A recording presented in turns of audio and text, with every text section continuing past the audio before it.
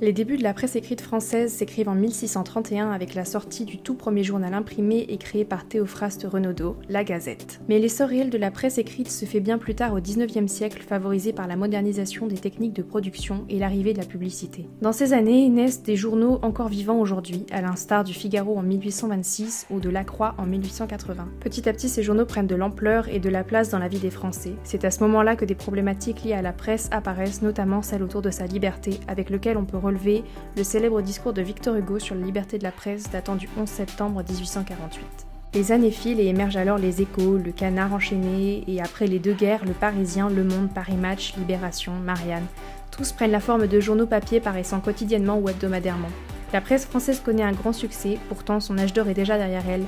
Entre-temps, sont arrivés des petits adversaires venus la concurrencer, la radio et la télévision. Les années passent encore et nous voilà en 1990, chute du mur de Berlin, fin de la guerre froide et début de la mondialisation. Les échanges entre les pays deviennent plus intenses, les marchés plus gros, on fait face aux premières unions marchandes et la création et le développement d'Internet bouleversent alors profondément le monde. Émergent les premières communications par mail, les premières recherches Internet et puis très vite le premier réseau social, LinkedIn. C'est une nouvelle manière de communiquer, une nouvelle façon de faire, il est suivi quelques temps après par tout un tas de concurrents, MSN, Facebook, YouTube, et plus les années passent, plus ils sont nombreux. Twitter, Instagram, Vine, Snapchat et le petit dernier en date c'est TikTok.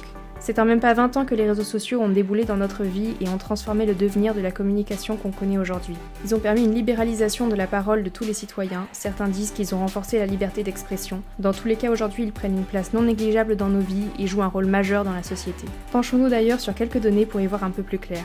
Dans cette étude, on va se baser sur 4 plateformes, Instagram, YouTube, Twitter et TikTok. À ce jour, Instagram possède 1,2 milliard d'utilisateurs actifs dans le monde.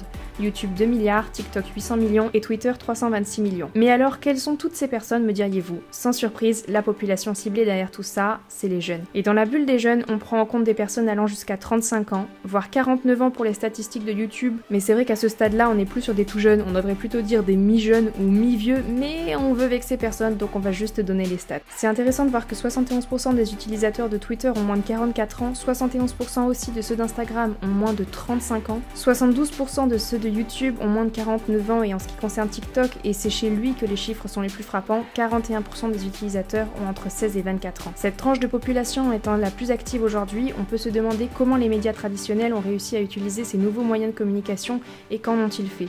Mais c'est aussi intéressant de savoir comment actuellement les nouveaux médias s'intègrent dans ce monde hyper connecté. Pour la plupart des médias traditionnels, dans l'ensemble, ils ont fait leurs racines dans les nouvelles plateformes.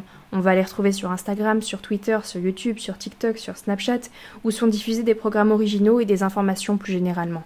Cette adaptation aux nouvelles plateformes s'explique aussi par le déclin de la presse écrite. En effet, depuis les années 80, les recettes de la presse imprimée ne cessent de chuter alors que les abonnements à la presse numérique ne font que croître.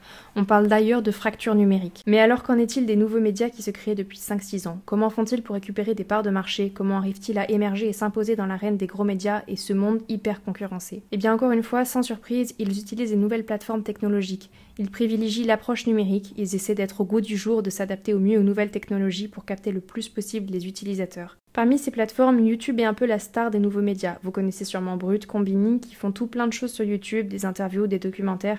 C'est l'endroit privilégié pour eux par excellence pour capter le jeune public. Bien sûr, comme je vous l'ai montré tout à l'heure, ces médias ne sont pas les seuls, puisque les médias traditionnels sont déjà sur la plateforme. À côté de ça, il y a des sites internet. Beaucoup de nouveaux médias utilisent les sites internet comme moyen de communication et de transmission d'informations. Pourquoi ce choix-là? Premièrement pour sa gratuité, parce que quand on n'est pas très connu et que de fait il n'y a pas d'argent qui rentre, c'est intéressant d'avoir des plateformes où l'on peut créer notre contenu de manière gratuite.